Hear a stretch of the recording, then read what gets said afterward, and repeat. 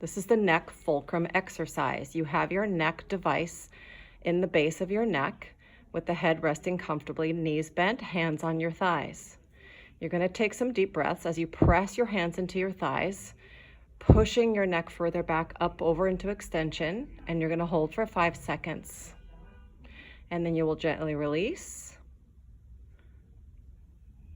and press again.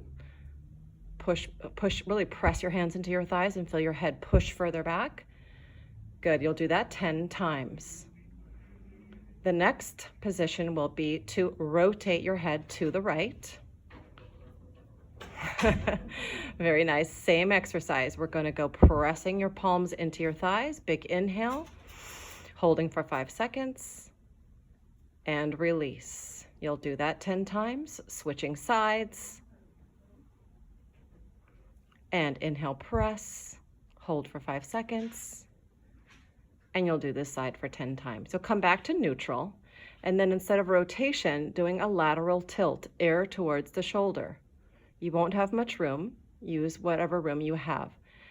And again, pressing, inhaling, holding for 5 seconds,